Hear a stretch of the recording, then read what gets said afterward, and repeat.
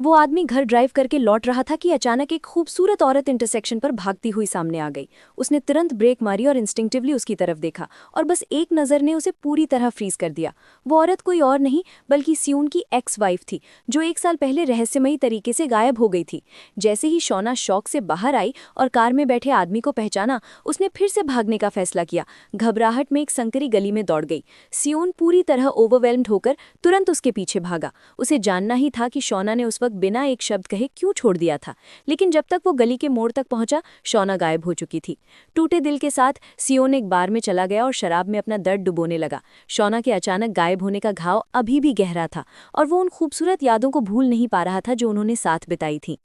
1 साल पहले सियोन अपना मन साफ करने के लिए एक ट्रिप पर गया था, और वहीं उसकी मुलाकात उसकी परफेक्ट मैच से हुई, एक cheerful free spirited tour guide Shauna से। चाहे ये फेट था या यूनिवर्स का प्लान, बस साथ बैठना ही हवा को टेंशन और स्वीटनेस से भर देता था। शौना की वाइब्रेंट और केयरफ्री पर्सनैलिटी ने सियोन का दिल बेकाबू कर दिया। उस शाम बीच पार्टी में सियोन ने जानबूझकर एक गेम जीता ताकि शौना का अटेंशन पा सके, और शौना भी साफ तौर पर वही कर रही थी। एक ग्रुप गेम के दौरान जिसमें मेल फीमेल पेयर चाहिए था, सियोन ने बिना हिचकिचाहट शौना का हाथ पकड़ लिया और दोनों ने मिलकर जीत हासिल की। उनका बॉन्ड बहुत तेजी से गहरा होता गया। जब सियोन को कैंपर चलाना नहीं आता था, शौना ने खुद उसे सिखाया। बदले में सियोन उसका सर्फिंग कोच बन गया। समय बीतता गया और उन्हें एहसास भी नहीं हुआ कि वो एक दूसरे की जिंदगी का इररिप्लेसेबल हिस्सा बन चुके हैं। एक दिन, जैसे वो हमेशा शौना के गीले बाल सुखाता था, सियोन की उंगलियां गलती से उसके होठों को छू गईं। जैसे ही वो जल्दी से पीछे हटने लगा, शौना ने उसका हाथ धीरे से पकड़ लिया और उस पल को फिर से महसूस किया। उनके बीच की केमिस्ट्री फट पड़ी और उन्होंने एक दूसरे को पैशनेटली किस करना शुरू कर दिया। उसी रात उन्होंने अपने रिलेशनशिप को लवर्स के रूप में कंफर्म किया। उसके बाद उनका प्यार और गहरा होता गया। जब बारिश होती तो वो बिना अम्ब्रेला के भीगते हुए हंसते और खेलते। पहली बार उन्हें अम्ब्रेला ना होने का दुख नहीं हुआ, बल्कि वो और ज्यादा खुश थे। आखिरकार उन्होंने एक सिंपल प्राइवेट वेडिंग की जिसमें सिर्फ वो दोनों ही गवाह थे। उन्होंने रिंग्स बदली और कसम खाई कि मौत तक उन्हें नहीं उतारेंगे। 2 महीने की ब्लिसफुल लाइफ के बाद सियोन को काम के लिए जाना पड़ा। विदाई के वक्त उसने बार बार शौना को अपना नंबर सेव करने को कहा और प्रॉमिस किया कि महीने के आखिरी सैटरडे को चियांगजियो में मिलेंगे। उसने शाह को वो कैमरा दिया जिसमें उनकी सारी मेमोरीज कैद थीं, और भारी मन से एयरपोर्ट के लिए निकल गया। लेकिन उसी दिन के बाद से शाह पूरी तरह गायब हो गई। सियोन वापस आया और उसे ढूंढने की कोशिश की, लेकिन नाकाम रहा। ऐसा लगा जैसे शाह इस दुनिया से गायब हो गई हो। उम्मीद से चिपके हुए सियोन तय जगह चियांगजियो चौन पर इंतजार करता रहा, ब्लूमिंग स्प्रिंग से लेकर स्नोई विंटर तक, दिन रात उसे याद करते हुए। लेकिन उसे सिर्फ एक छोटा सा ब्रेकअप रिकॉर्डिंग मिला। वो कुछ सेकंड्स की रिकॉर्डिंग सियोन ने अनगिनत बार सुनी। हर बार जब वो नशे में होता, पुलिस के पास भाग जाता और कहता कि शौना ने उसका कैमरा चुरा लिया है, उम्मीद में कि पुलिस उसे ढूंढने में मदद करेगी। ऑफिसर्स को उसकी कंप्लेंट याद हो चुकी थी, क्योंकि वो कई बार आ चुका था। लेकिन रिपोर्ट के लिए आइडेंटिफिकेशन चाहिए थी, और हर बार जब शाह का आईडी नंबर पूछा जाता, सियोन जवाब नहीं दे पाता। उसे सिर्फ उसका नाम पता था और कुछ नहीं। 2 महीने साथ रहने के बाद भी किसी न किसी आदमी में इतना गहरा डिवोशन नहीं देखा था। 1 साल पहले बिना कुछ कहे चली गई पत्नी की एक झलक पाने की उम्मीद में सियोन हर दिन चोंगजो चौन पर इंतजार करता रहा। स्प्रिंग की वापसी से लेकर विंटर की ठंड तक उसने अपने दिल की पुकार को नहीं छोड़ा। वो फिर से एक बार बार में बेहोश पड़ा था, हमेशा की तरह ड्रंक, लेकिन इस बार अचानक शौना उसके पास आ खड़ी हुई। सियोन को उस हालत में देखकर शौना ने नोटिस किया कि उसने अभी भी वो वेडिंग रिंग पहन रखी थी जो उन्होंने कभी न उतारने की कसम खाई थी। गिल्ट और रिग्रेट से भरकर शौना ने मन ही मन चाहा कि सियोन उसे भूल जाए या उससे नफरत करे, क्योंकि वो जानती थी बिट्रेयल का दर्द क्या होता है। 1 साल पहले शौना सीक्रेटली सोल गई थी अपने बॉयफ्रेंड को सरप्राइज करने, लेकिन वहां उसने उसे किसी और औरत के साथ पाया। लंबे समय से छुपाए गए सच ने उसे तोड़ दिया। टूटे दिल और नए शहर में अकेली वो अपना लगेज घसीटते हुए एमलेसली घूमती रही। जब उसका फोन बजा, उसे एक पल को उम्मीद जगी, लेकिन वो सिर्फ एक एड कॉल था। टूटकर उसने फोन को ट्रैश बिन में फेंक दिया। उसकी बैड लक यही खत्म नहीं हुई, जिस जॉब को वो शुरू करने वाली थी वहां से भी रिजेक्ट हो गई। बिना किसी उम्मीद के उसने एक रैंडम बस पकड़ी, बिना डेस्टिनेशन देखे। बहुत देर बाद वो आखिरी स्टॉप पर उतरी, एक ऐसी जगह जो उसकी नई जिंदगी की शुरुआत बनने वाली थी। और वहीं उसकी मुलाकात सियोन से दोबारा हुई, वो kind hearted pure young man जो उससे गहराई से प्यार करता था। शौना कभी उसे सच बताना चाहती थी, लेकिन डरती थी कि वो उसे एक्सेप्ट नहीं करेगा। उसके रिएक्शन ने उसे फिर से दूर जाने पर मजबूर कर दिया। वही उसकी अचानक गायब होने की वजह थी। लेकिन अब जब सियोन जागा और समझा कि वो सच में शोना है, इस बार शोना नहीं भागी। सियोन जिसने उसे 1 साल तक सपनों में देखा था, उसे लगा वो हैल्यूसिनेशन है, लेकिन दिल से वो चाहता था कि ये सच हो। फिर भी वो अपने अंदर जमा लॉन्गिंग को रोक नहीं पाया। उसके पास कहने के लिए बहुत कुछ था। क्यों दो लोग जो एक दूसरे से प्यार करते हैं एक दूसरे को इतना हर्ट करते हैं? आखिर में सब कुछ इसीलिए हुआ क्योंकि उन्होंने एक दूसरे पर भरोसा नहीं किया। जिस दिन से शोना फिर से सियोन से मिली, उसने तय कर लिया था कि उसे कैमरा लौटाना है, लेकिन कैसे ये नहीं जानती थी। उस रात वो अनजाने में चोंगचुचौन पहुंच गई और देखा कि सियोन अभी भी वहीं इंतजार कर रहा है। शोना जल्दी से मुड़ी ताकि दिखे नहीं, लेकिन सियोन ने उसे देख लिया था। जैसे ही सियोन पास आया, शोना फिर भागी, लेकिन इतना इंतजार करने के बाद सियोन कैसे ये मौका जाने देता। उसने पूरी ताकत से उसे पकड़ा, जमीन पर गिराया और कसकर गले लगा लिया। इस बार कोई एस्केप नहीं था। उसी वक्त पेट्रोलिंग पुलिस वहां से गुजरी और जब उन्हें लगा कि सियोन ने कैमरा थीफ को पकड़ लिया है, तो उन्होंने शोना को अरेस्ट कर लिया और दोनों को स्टेशन ले गए। जब शोना ने रजिस्ट्रेशन के लिए अपना आईडी निकाला, सियोन ने तुरंत छीन लिया। वो उसका असली एड्रेस जानना चाहता था, लेकिन जैसे ही उसने आईडी देखा, उसकी दुनिया टूट गई। नाम योनशा नहीं था, वो किसी अनजान का नाम था, ए ली यून वू। सियोन को यकीन नहीं हुआ। Residence registration? क्या ये सच में तुम हो? ये सब क्या है? शुरू से आखिर तक क्या तुम मुझसे झूठ बोलती रही? उसने चिल्लाकर पूछा। मैं बस योनशा को ढूंढना चाहता था। मैं सच में उसे ढूंढना चाहता था। थोड़ा शांत होने के बाद सियोन को एहसास हुआ कि उसने अपना पूरा दिल एक ऐसे इंसान को दे दिया जो शायद असली भी नहीं था। इससे ज्यादा रिडिकुलस क्या हो सकता था? टूटकर वो स्टेशन से बाहर चला गया, यून वू को पीछे छोड़ते हुए। बाद में जब उसकी एक्स वाइफ जो 1 साल से गायब थी फिर सामने आई, सियोन खुद को रोक नहीं पाया और कार से उतरकर उसे देखने दौड़ा। यून वू असल में कैमरा लौटाकर फाइनल गुड बाय कहना चाहती थी। जब सियोन को ये समझ आया, वो गुस्से में कैमरा तोड़ बैठा जिसमें उनकी सारी प्रेशियस मेमोरीज थी। यूनवू के झूठ से हर्ट होने के बावजूद सियोन उस पल सिर्फ एक आई एम सॉरी सुनना चाहता था, या कम से कम एक पुराना सा हग जो सारी गलतफहमियां मिटा देता। लेकिन यूनवू ने वैसा रिएक्शन नहीं दिया जैसा पहले शोना देती थी, और इससे सियोन का दिल और टूट गया। गुस्से में उसने अपनी वेडिंग रिंग उतारी और चियोंगिया चौन में फेंक दी, वही जगह जहां मिलने का वादा किया था। अब उस जगह का कोई मतलब नहीं था। सियोन बिना पीछे देखे चला गया और यूनवू आंसुओं में डूबी रह गई।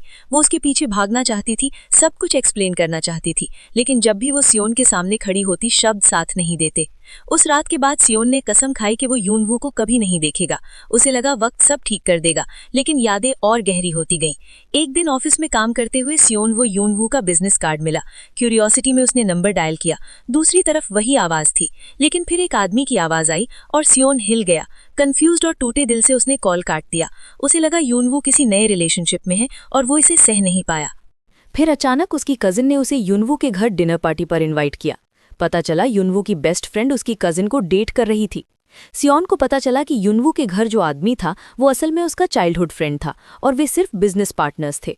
अंदर ही अंदर राहत महसूस करते हुए सियोन ने यूनवू के पेनफुल पास्ट के बारे में भी सुना और आखिरकार सब समझ गई।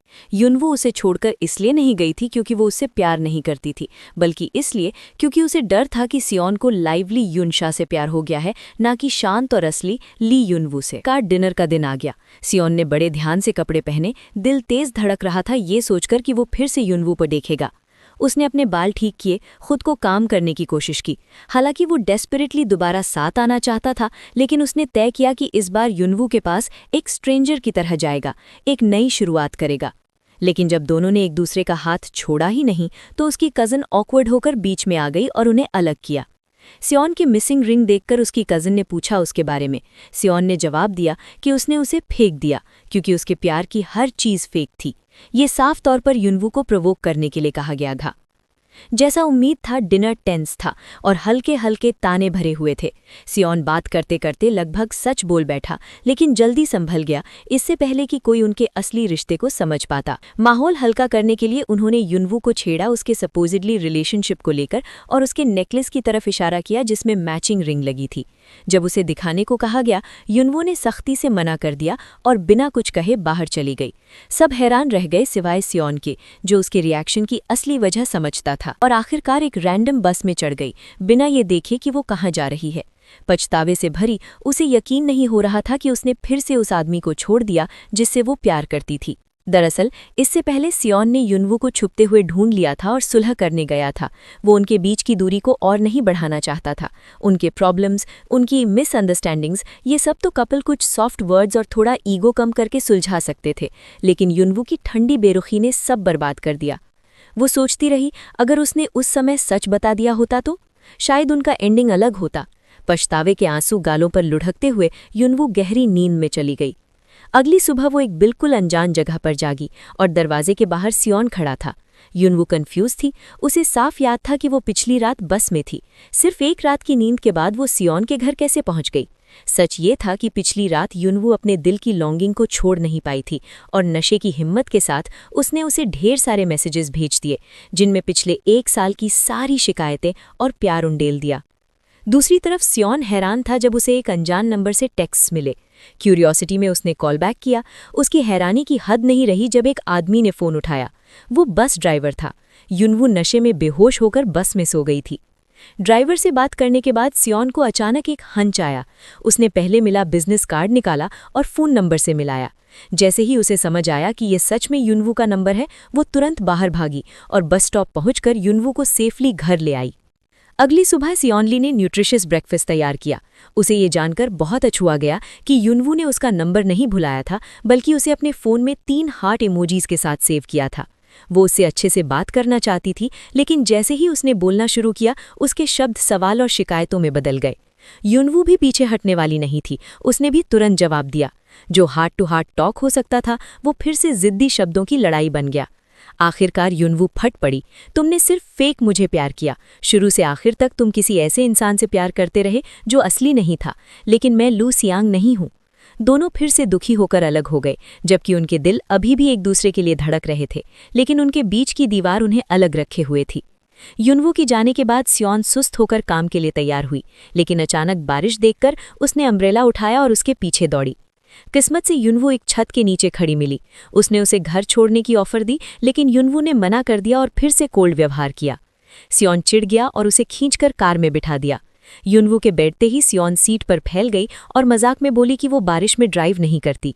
युनवू अनइम्प्रेस थी और बाहर निकलने की कोशिश की, लेकिन सियोन ने उसे जल्दी से वापस खींच लिया, कहते हुए कि इतनी मुश्किल से कार में लाई है, अब इतनी आसानी से जाने नहीं देगी। क्यों, वो खुद नहीं समझ पाई, लेकिन चाहे जितना भी वो युनवू से नाराज होना चाहती, वो हो नहीं पाती। दोनों चुपचाप कार में म्यूजिक सुनते रहे, एक दूसरे को देखते रहे, बिना शब्दों के, बस शांति की खामोशी थी। बारिश रुकने के बाद सियोन ने युनवू को घर छोड़ा। संयोग से उनके दोस्तों ने उन्हें साथ आते देखा और समझ लिया कि वो फिर से डेटिंग कर रहे हैं। सियोन ने जल्दी से समझाया कि वो सिर्फ काम की वजह से साथ थे, और युनवू ने नर्वसली उसकी बात को सपोर्ट किया, राइड के लिए थैंक यू कहा और सेफ जर्नी विश की। तभी युनवू की बेस्ट फ्रेंड ने सियोन को डिनर के लिए रुकने को कहा। दोनों ही हैरान रह गए। एक नहीं चाहता था कि वो खाए, दूसरा इंसिस्ट कर रहा था, और इस तरह सियोन फिर से युनवू के नूडल्स खा रहा था, लेकिन इस बार ट्रीटमेंट पहले जैसा नहीं था। दोस्तों के बोल्स में मीट से भरे थे, जबकि उसके बोल में सिर्फ नूडल्स और ब्रॉथ था। फिर भी उसे वो दिन याद आए जब युनवू उसे नूडल्स में मीट और एग्स डालकर देती थी, इतना कि लोग जल जाते थे। वो याद उसके दिल को गर्म कर गई। अगर आप किसी को बहुत डीपली मिस करते हो तो क्या करोगे? सियोन ने युनवू का सूटकेस देखा जो उसके घर रह गया था, और उसके दिमाग में एक बोल्ड आइडिया आया। उसने सूटकेस लौटाने को बहाना बनाया और अपनी एक्स वाइफ के घर ड्राइव की। पार्किंग करते वक्त उसने जानबूझकर अपने रियर व्यू मिरर तोड़ दिया। उसकी प्लान सिंपल थी, कार रिपेयर को बहाना बनाकर रोज मिलने का। खुद को स्मार्ट समझते हुए उसने युनवू को कॉल किया, ये जाने बिना कि युनवू पीछे से उसका ये सिली एक्ट देख रही थी। एक ग्रोन मैन में इतना चाइल्डिश बिहेवियर देखकर युनवू गुस्से और हैरानी से भर गई। उसे यकीन नहीं हो रहा था कि वो पहले कभी उसकी शेमलेस साइड नहीं देख पाई थी। गुस्से में उसने भी उसे सबक सिखाने का फैसला किया और कार को जोर से किक मार दी, लेकिन उसकी किक से नेकलेस टूट गया जिसमें कपल रिंग्स थे, और रिंग लुढ़क कर सियोन के पैरों के पास आ गई। उसे उठाते ही वो स्तब्ध रह गई। वो उसकी अपनी वेडिंग रिंग थी, वही जो उसने खुद चोंग याचुआन में फेंकी थी। असल में रिंग फेंकने के बाद युनवू ठंडी नदी में उतर गई थी और पूरी रात ढूंढती रही जब तक उसे वो मिल नहीं गई। जैसे ही युनवू को समझ आया क्या हो रहा है, दूसरी रिंग भी उसके कपड़ों से फिसलकर गिर गई। घबराकर उसने उसे पैर से ढक लिया ताकि सियोन न देख पाए, लेकिन जब सियोन ने सवाल किया, युनवू ने कुछ भी मानने से इनकार कर दिया।